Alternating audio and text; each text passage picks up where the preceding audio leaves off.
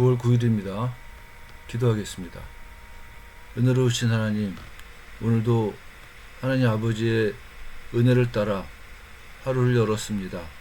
우리에게 복 주셔서 오늘 하루가 복되게 해주시고, 특별히 추석 연휴의 시작인데 하나님께서 우리들에게 베푸신 놀라운 축복들을 순간마다 확인할 수 있는 은혜를 허락해 주시기를 원합니다.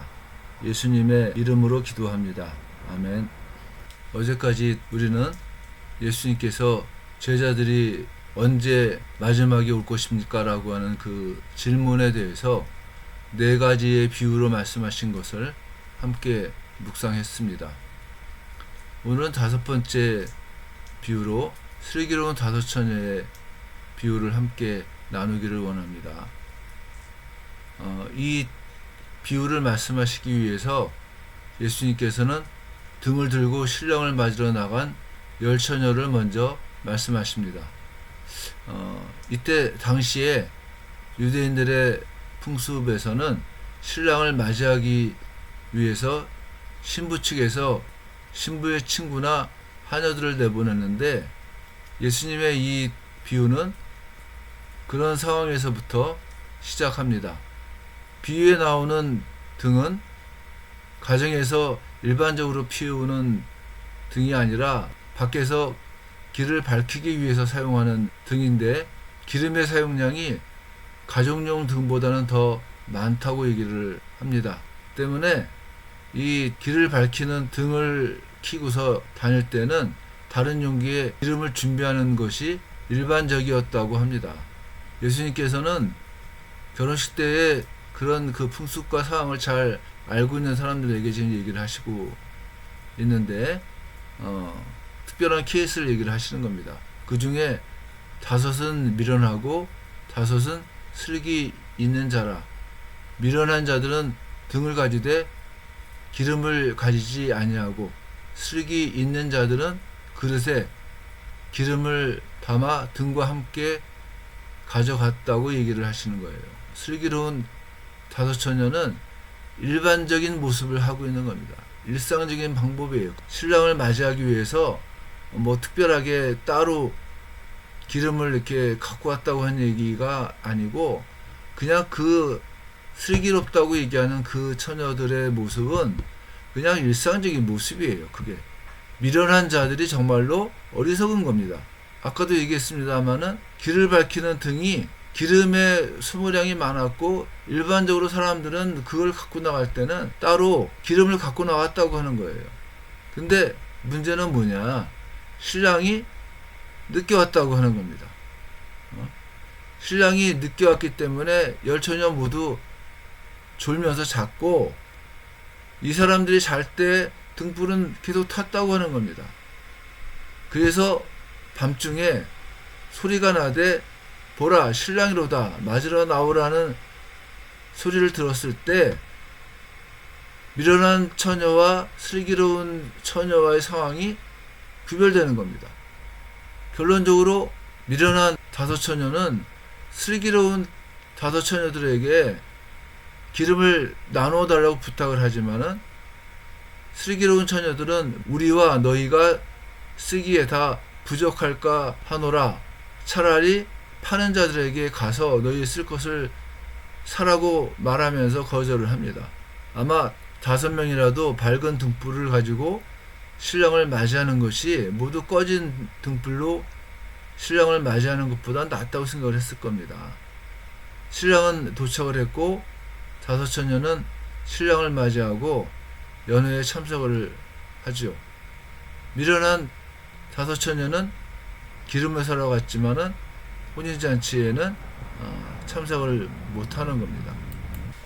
혼인잔치는 메시아의 오심에 대한 상징적인 의미가 있기 때문에 우리는 이 비유에서 나오는 신랑이 곧 예수님이시다라고 하는 것을 알 수 있습니다.